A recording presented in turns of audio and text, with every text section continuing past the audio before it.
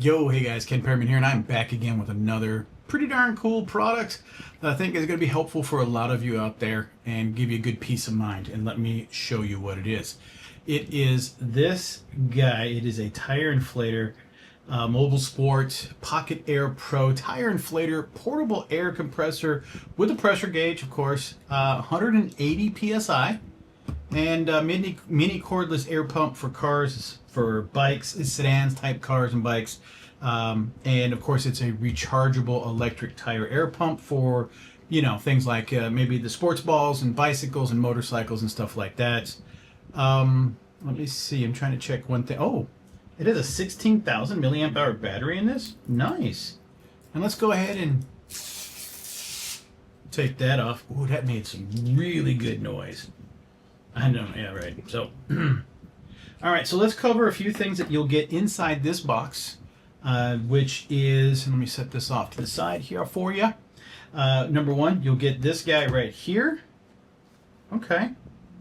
A lot of interesting, openings and air. So there's a lot of ventilation ports in here that'll allow you to get some air in and out of this device. You have your actual inflator piece here, which will go right in here, and you'll just spin this on, call it done once it's tightened down. And I like this little rubber piece so you don't over tighten it. You just give it a good squeeze and push it on, and there you go. Again, line there. You have your, I like it with this company. I did another product of theirs. Oh, they've got a fuse in here. So if you ever blow the fuse on this device, it's possible, but if it does, you can replace the fuse.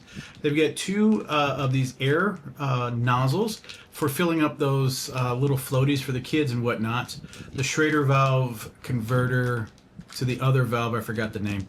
And then of course your sports ball connector right there. All that in there. You got your user manual here.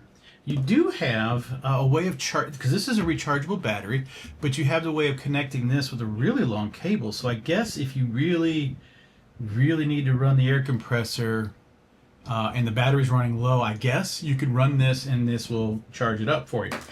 Then you also have a very short USB-A to USB-C with the intent of, because it's a 16,000 milliamp hours, this is also a power brick for you. So if your phone is dying, you can use and siphon off a little bit of power to charge up your phone. And in fact, let me demonstrate that now. So plug in the A here into the top of this device, which, as you can see up top here, is a, oh, look at that. It turns on the out and it says that it's fully charged. That's cool. And this says out.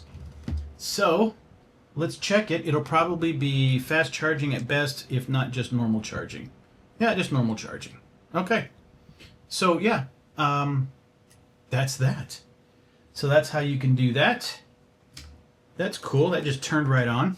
You do have this portion of charging that you can plug into this barrel plug here. Here's your USB-A. Here is your USB-C, and this is your flashlight.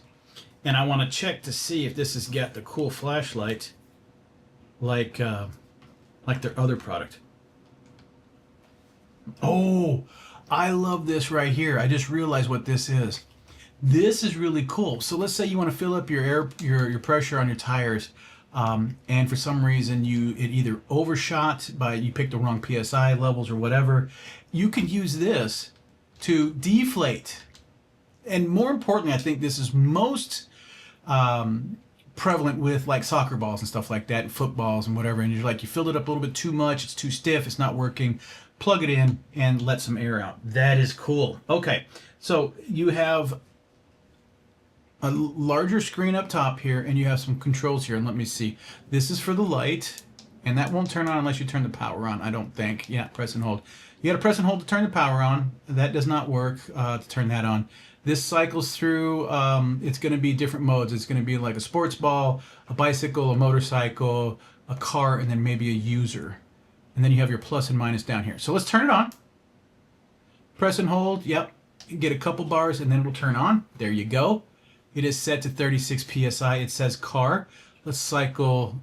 Oh, it's set at PSI. It says it right there. Okay. Let's cycle through. You got car, motorcycle, bike, bicycle, sports ball, and then that's the user. Okay, user, cool. Here's the cool thing. I'm going to pull this down to 32 and see if it stays there while it's flashing. It should lock in. Okay. There's the bike. It's also 32. Bicycle, basketball, user. I'm going to set that to 37.5 psi. 37 psi. That's my my Jeep. I've got a big Jeep. Okay, let's go back. It stayed at 36. Okay, went to 32. User 37. Let's see. It was flashing. Let's see if it stayed there. 32. Okay, it's going to hold. All right, that's also 32. It goes right back, so it resets. Okay, that is what it is. Now, let me press and hold this. If you press and hold it, it now switches to bar. Press and hold again. Goes to kPa, kilopascals. Go one more, and it goes to the kilogram over centimeters squared volume. Do it again, and you are back to PSI where we should be. So it also reset to 36, 32, 38, and 37. It did. It kept it. Okay, it kept the memory. So the user memory does adjust. I wish the car one just stayed at 32, because a bicycle can be up to 40. It just goes right back to 36. So you guys are gonna have to make your adjustments, because most sedans are at 32 psi. Let's be real, most of them are 32 psi. So you're gonna have to make that adjustment, or use it and make it. Oops, sorry, let's go too fast. Send it over to user, leave it there. Now I'm gonna turn it off, and then I'm gonna turn it back on and see if it remembers what mode we were in. So give it a couple seconds, turn it back on. Be lovely. It went back to user. It did. Perfect. So you can set your temperature. You can set your PSI and then leave it there. And when you turn it back on, it should go right back to it. Now, adding more to this, there is this nice little strap. You got to kind of separate it from itself. But it's great to like hang on a hook or hold on to if you need to or whatever. You have a shorter hose length that's kind of compact to fit. I would have liked to have seen a bag for this whole setup so that you could just keep it all in one little container. Their 10-in-1 does have that. It has a case, but nonetheless, this does work out really well.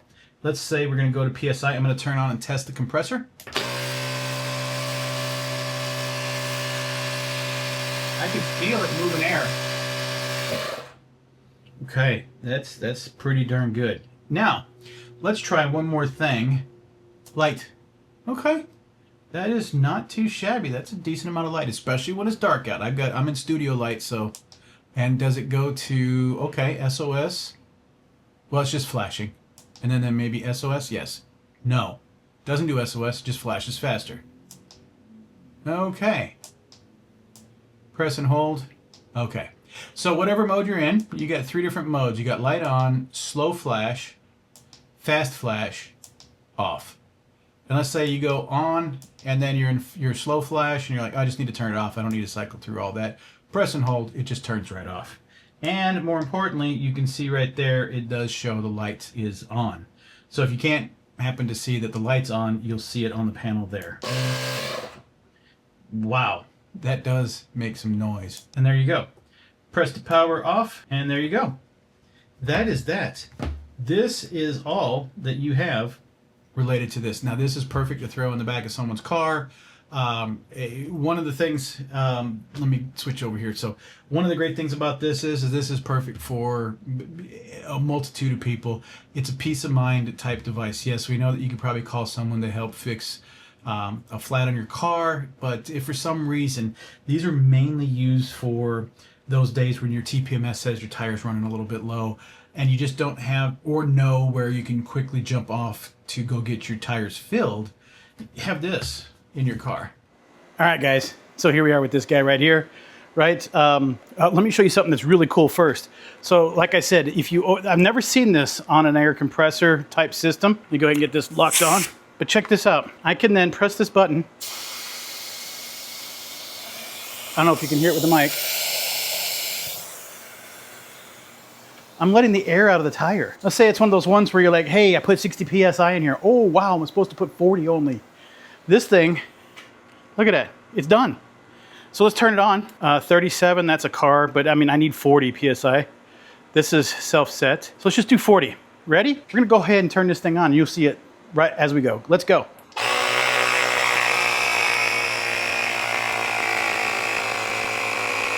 Oh. 40 PSI, like magic. And then of course, like I said, I can let a little air out. Oh, turn it back on. Done, that's it, magic, we're done. This tire is rock solid. Okay, all right. So now, let's say we want to go to the beach. So I want to go ahead and cycle through 8 PSI. Let's see if I can go down. Oh, I can. I just want to put this about, whoop, whoop, whoop, whoop, whoop. No, 4 PSI. You ready?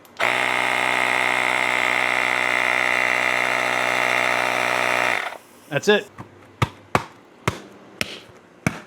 Now we're ready to go play at the beach with this thing. Yeah, 4 PSI is perfect for this, actually. That is nice. You can get this thing out there and start chucking it out there. Now, the last but not least is this guy, my tire. Let's see where we sit. We're gonna switch it over mode-wise to put it onto the car. 36, that's about where we want it at. I think we just had them fill these up recently, so they're probably right on par where they're supposed to be. All right. So they are 31 PSI. Actually, they should be 32. So we're just gonna go ahead and go to 33. Ready? Are you guys ready?